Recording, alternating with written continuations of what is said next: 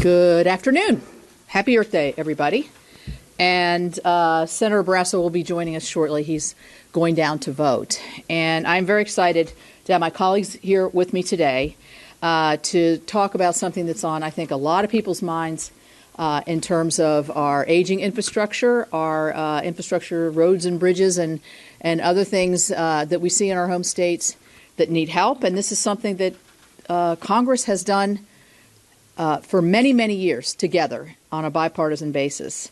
Our focus today is to say what our concepts are as Republicans, as what infrastructure means, what our principles are in terms of pay-fors, and then say to President Biden and his team and our Democrat colleagues, we're ready to sit down and get to work on this. I think that's probably the biggest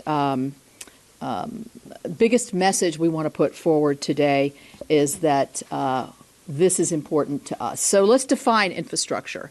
You can see here our definition of infrastructure, and we've talked a lot about this. Core infrastructure, physical infrastructure. What do people think of in our states when they think about infrastructure? And so I'll go through them briefly. Roads and bridges, public transit systems, rail, which could be cargo, passenger rail, water and wastewater. I'm going to stop there for a minute to say that the first part of this infrastructure package could be come up in front of the entire Senate next week, and hopefully will, with the EPW bill on clean drinking water and wastewater that we passed out unanimously.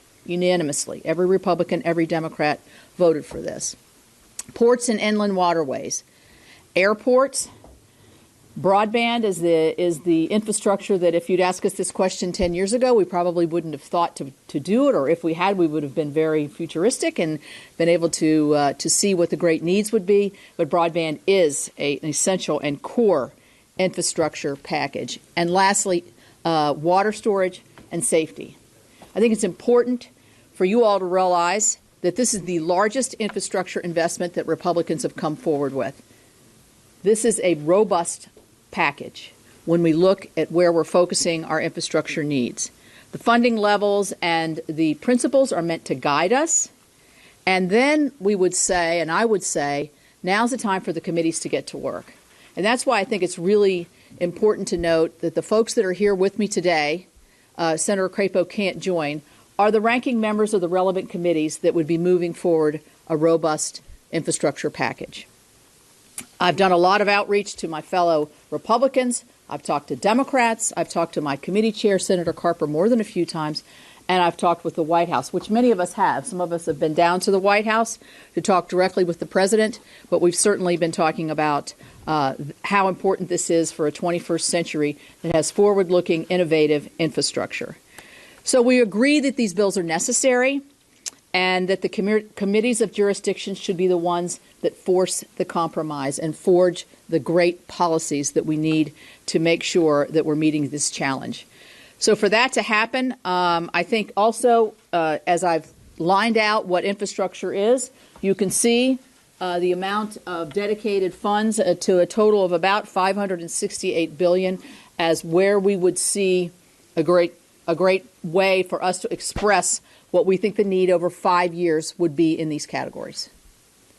And we also have concepts of principles of how to pay for this. And some of my colleagues will talk about this, but I think it's important that you know that some of the ideas that we have for pay-fors, and this would be fully paid for, and that's critical, I think. That's critical. We need to cover the cost of the infrastructure bills to avoid increasing the debt. We all believe that. We need to shore up any infrastructure-related trust funds that's facing revenue shortfall.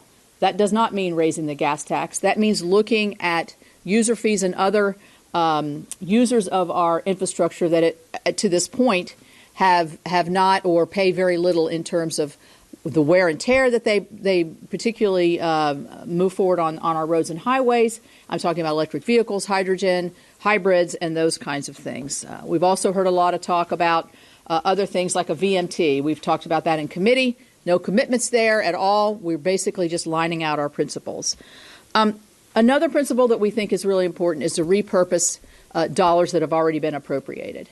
there's two specific ways, and I think Senator Toomey will talk about this as well, and knows very much, and it really actually gave me the idea of this, and that is to repurpose some of the unspent dollars from COVID that are no longer considered an emergency that can help us devote to infrastructure. You may recall I had an amendment to that effect when we did the COVID bill to say let's repurpose a lot of these dollars to infrastructure where it's mostly needed, knowing we were going to have a shortfall in the Highway Trust Fund.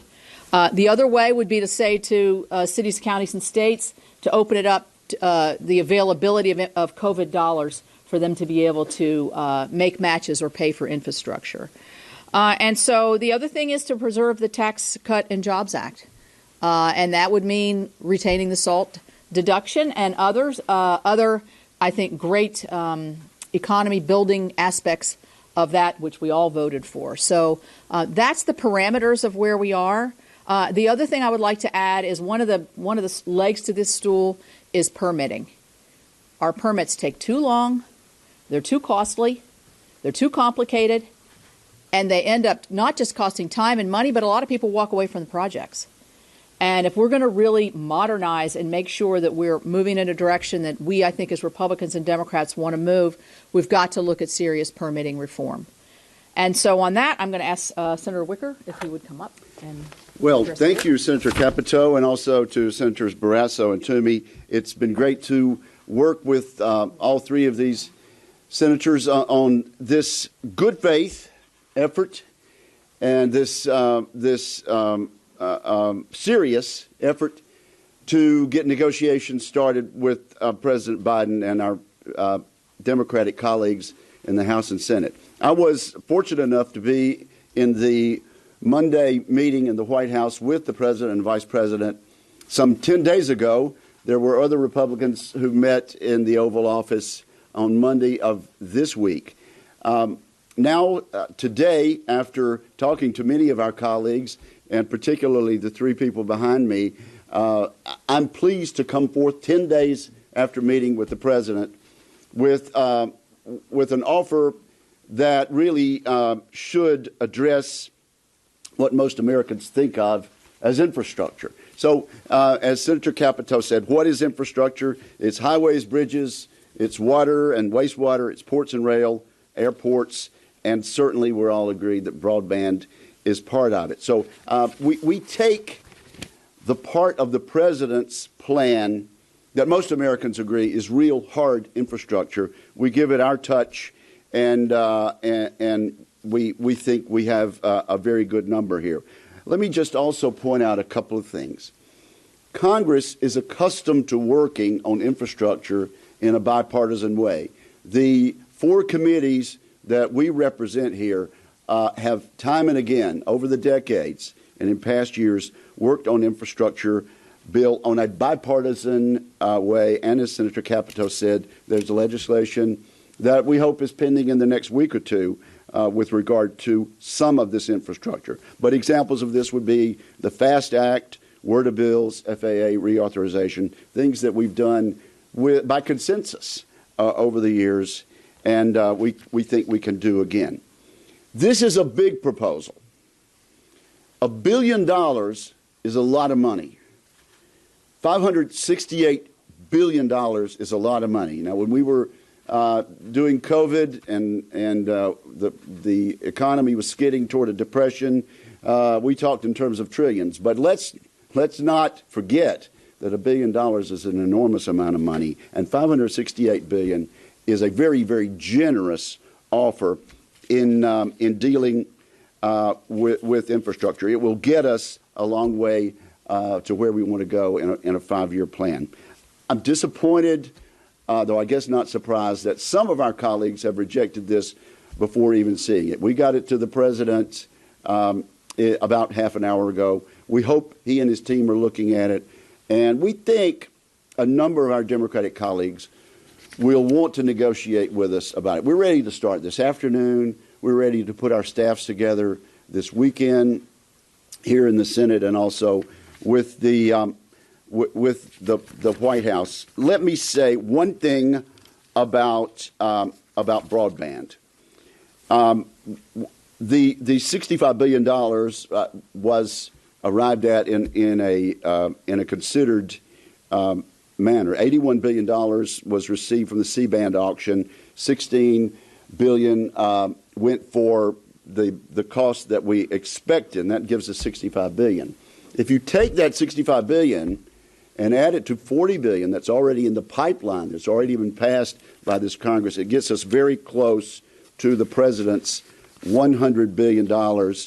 And I think that is a most generous figure that we'll have a hard time spending, but I think we can spend it if we get the maps right and we get the data correct within the next 5 years. Let me start by thanking Senator Capito for her leadership on this. I appreciate that very much. I think this is a very constructive proposal. And as you can see, it consists of actual, real infrastructure. What all of these categories have in common are the fact that they are the systems, the platforms that we all share for the purpose of moving people and goods and services throughout our economy. That's what the American people understand infrastructure to be all about.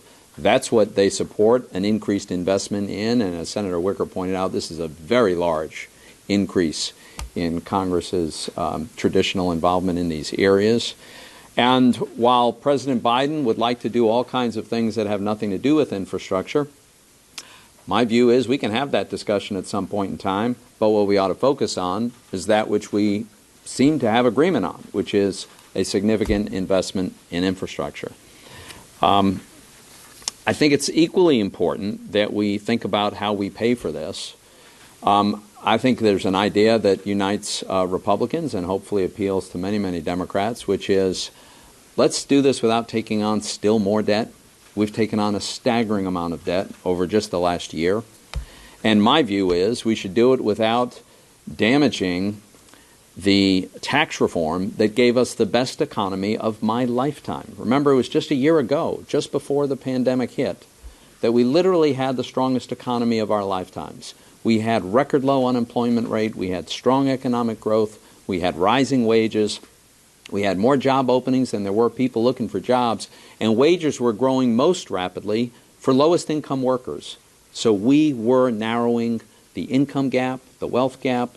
At the same time, we were creating tremendous opportunities. That's a really good place to get back to. You don't get back there by ruining the tax reform that helped us get there. So that's what we should not do. Senator Capito touched on some of the ways that we can pay for this. And one of the ways we can do that is in some cases, especially when there's new capacity that we're creating, it's reasonable to ask the people who are going to use that capacity to contribute towards it. So some kind of user fee mechanisms make a lot of sense as a component. But there's also literally hundreds of billions of dollars that's already been approved, it's already been appropriated, but it's unspent, and it's unrelated to COVID. Some of that money can be repurposed. And thirdly, I would suggest that our states and local governments, let's remember, we didn't expect this, but in the end, 2020 was an all-time record year for revenue collected by state and local governments. And in addition to that, we sent them hundreds and hundreds of billions of dollars. Many state and local governments are flush with cash, and asking them to contribute their fair share towards infrastructure makes a lot of sense, and many of them are quite willing to do so. Thank you. Thanks, Pat. Well, first I want to thank the three senators I'm joined with today for their leadership. And we've worked together previously on infrastructure. The four of us have. Last Congress as the chairman of the Environment and Public Works Committee, and Roger being an active member of that committee, and Shelley, we worked on all of these things. And Roger, from the commerce standpoint, as chairman, worked with me. Shelley, you did the transportation component of the subcommittee of the Environment and Public Works Committee, focused on what we believe truly to be infrastructure. So President Biden may define infrastructure differently. I say he ought to be honest with the American people and talk about infrastructure in the way that people see it, which is what you have up here. What is infrastructure? You know, the fact that the Biden proposal has only less than 6% of the money for roads and bridges tells you that his focus isn't really on the kind of infrastructure that the American people think of as infrastructure. We're talking about core infrastructure. And if the president wants to have the debate, as Senator Toomey just said, about green lunchrooms in our schools and cafeteria trays that can be recycled and environmental justice, as he talks about it, and climate justice, we can have that debate. But what we ought to do is make sure we're focusing on the needs of the American people. Now, he puts more money in his proposal for electric vehicles than he does for roads, bridges, ports, airports, and waterways combined. So it's time to say we want to do things that are really in the best interest of the American people, what the American people are asking for, and that's why we're here today with this proposal that was sent to the White House a little earlier today. You know, in the last Congress, we came up with a bipartisan bill in the committee in which most of us serve, the Environment and Public Works Committee. It passed the committee 21-0, and it was the highway bill. We had previously done the water infrastructure, again passed unanimously through the committee and signed into law.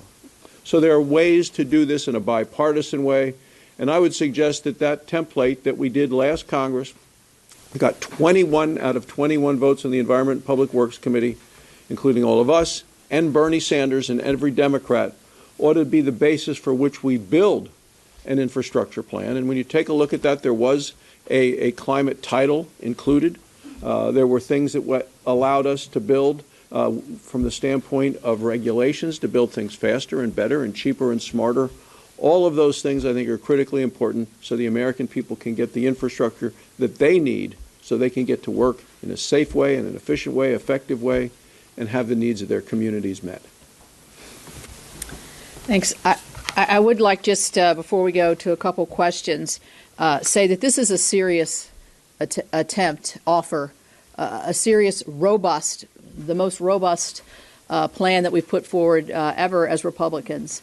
And I think that the American people want to see us working together. They want to. We hear this all the time, and we know it to be true. But this is a real opportunity because of the past history we have of working through the 5 committees that are listed at the bottom of the sheet. If you look at the bottom of the sheet, you can see all of the different committees that weigh in here. I've talked to my House counterparts. I will be talking to DeFazio later at 1 o'clock. I wasn't able to get to him this morning, but we've talked before. So so I think that we see this as an offer that is on the table and deserves a response, and I think we will get a response, and we look forward to that, and we're ready to get to work. Right, yeah.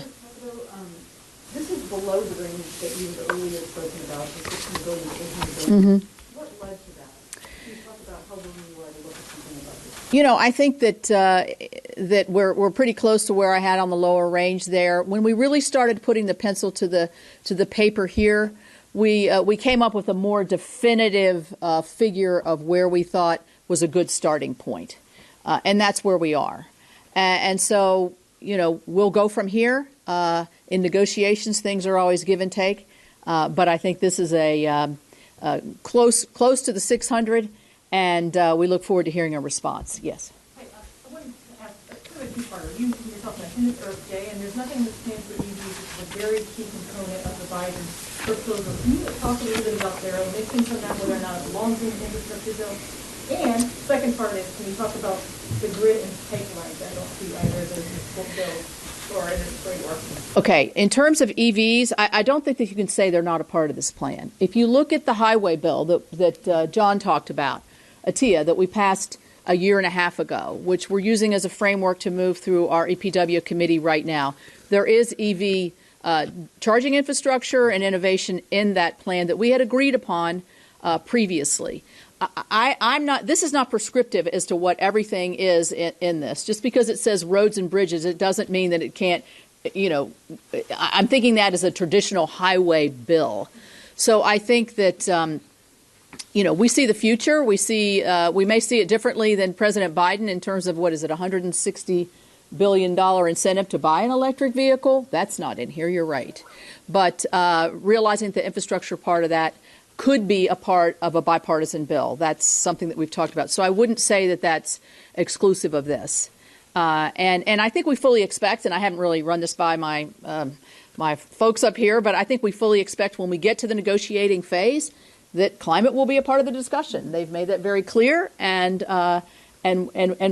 we've talked in our committees, certainly the water bill and other bills, with that as a concern for everybody. The last question was, that's interesting. We had some discussion about grids and pipeline. Again, this is a beginning. This is a beginning document. And if when we get into negotiations, and if we do with our Democrat, and we hopefully that we will, Democrat counterparts and the president, and that's a major area of, and I've heard them speak about it. That is something that I think we would all certainly entertain. I don't know if anybody wants to add anything on any of that. So, one more question? Yeah. So, a two-parter. How much of this is new money, or is this just repurposing and the usual reauthorization? These figures are what you would consider regular appropriations plus. So it's baseline plus. How much is the plus? I'll have to get back to you on that exact figure. I don't have that right in front of me. I would say there is some confusion when you look at the president's plan and the plan that I saw. When you hear that of $115 billion that he's dedicating to roads, that's in addition. So we're going to have to square the figures for you a little bit better. We're working with the White House on that so you can make a better comparison. Yeah. You're talking about repurposing COVID money. Mm-hmm. When that passed, I'm not sure if this is from what we saw passing last month or what we saw passed in 2020, but there were complaints that some of that money was unnecessary and it wasn't paid for.